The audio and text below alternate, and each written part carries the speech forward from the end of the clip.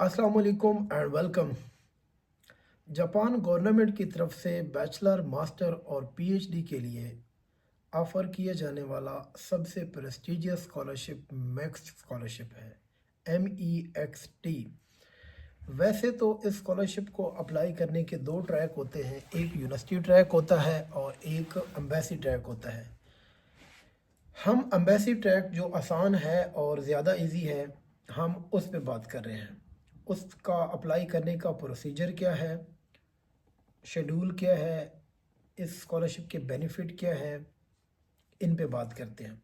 सबसे पहले हम एलिजिबिलिटी की बात करें तो बैचलर के लिए आपका 12 ईयर ऑफ एजुकेशन और मैक्सिमम एज 25 है। मास्टर और पीएचडी के लिए अगर बात करें तो उनके लिए आपकी 16 और 18 ईयर ऑफ एजुकेशन होनी चाहिए और एज आपकी 35 साल से ज़्यादा नहीं होनी चाहिए। जो 35 साल से गुज़र गए हैं उनके लिए दुआ है, अल्लाह पाक उनको और इससे बेहतर अपॉर्चुनिटीज़ देगा। ये उनका जनरल एज और एजुकेशन का क्राइटेरिया है। अब हम बात करें उनके एप्लीकेशन के प्रोसीजर की, तो बहुत आसान प्रोसीजर है। जापान गवर्नमेंट की जो इस्लामाबाद में एम्बेसी है उनकी वेबसाइट पे तमाम डॉक्यूमेंट्स पड़े हैं। वेबसाइट का लिंक मैं साथ शामिल कर दूंगा। आपने करना क्या है कि आपने वहाँ से एडमिशन फॉर्म डाउनलोड करना है, उसको फिल करना है। उसके साथ अपने रिकमेंडेशन लेटर डाउनलोड करने हैं, वो फिल करवाने हैं, लिखने हैं। उसी फॉर्मेट पे बनवाएं तो ज़्यादा अच्छा है।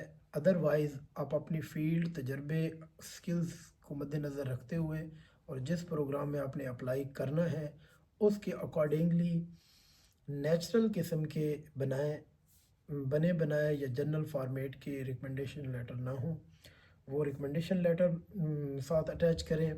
उसके साथ मास्टर और पीएचडी के लिए आपका स्टडी का प्लान साथ शामिल होगा और एब्स्ट्रैक्ट शामिल होगी। ये चंद डॉक्यूमेंट हैं। डिग्री आपकी बैचलर वाले एफए की और मास्टर और पीएचडी वाले इसी तरह बैचलर की और मास्टर की अटेस्टेड होनी चाहिए। ये तमाम डॉक्यूमेंट आप बना के और इस्लामाबाद और कराची दोनों में इनकी एड्रेसेस हैं। जो सिंध के हैं, बलूचिस्तान के हैं, वो वहाँ पे सेंड कर सकते हैं और जो पंजाब में या कश्मीर वाले हैं उनको इस्लामाबाद सूट करता है तो आप जापान की जो इस्लामाबाद में एम्बेसी है उनके एड्रेस पे भेजेंगे। मैं एड्रेस भी साथ लिख दूँगा। आप डॉक्यूमेंट्स आपने डाउनलोड कर लिए, फिल कर लिए और आपने सेंड कर दिए।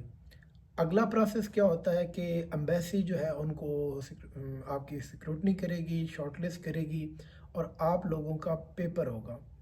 जो लोग पेपर क्वालिफाई करेंगे, जो शॉर्टलिस्ट होंगे, उनको कंग्रेचुलेशन की ईमेल आ जाएगी और वो शॉर्टलिस्ट हो जाएंगे। जो लोग शॉर्टलिस्ट हो जाएंगे वो उनको पूछा बताया जाएगा उनकी फील्ड के रिलेटेड कि अब आपने कौन कौन सी यूनिवर्सिटी चुननी है।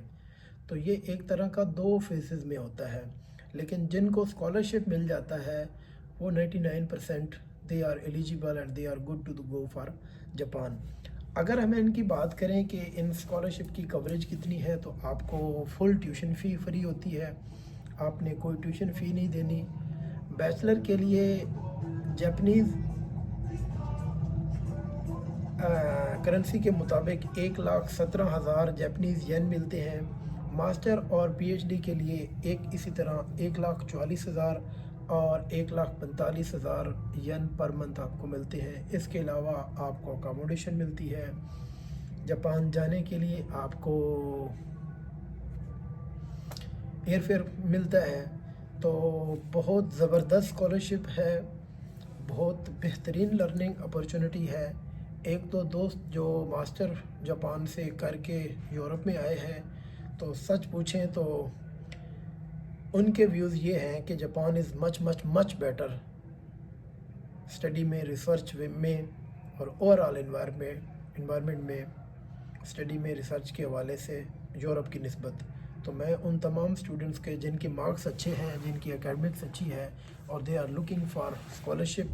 हाँ, सबसे अच्छी बात जो मैं बताना चाहूँगा اس میں آپ کو اپلائی کرتے ہوئے کسی سپروائزر کے لیٹر کی ضرورت نہیں ہے، پہلے آپ کو ایڈمیشن لیٹر کی ضرورت نہیں ہے، آپ نے جسٹ ڈاکومنٹس کمپلیٹ کرنے ہیں اور جاپان کی اسلام آباد میں جو ایمبیسی ہے اس میں سینڈ کر دینے ہیں۔ کسی کو ڈاکومنٹ میں پرابلم ہے، ڈاکومنٹ فل کرنے میں پرابلم ہے، ریکمنڈیشن لیٹر میں پرابلم ہے، تو وہ جناب مجھے ڈی ایم کر کے واٹس ایپ کر کے پوچھ سکتے ہیں۔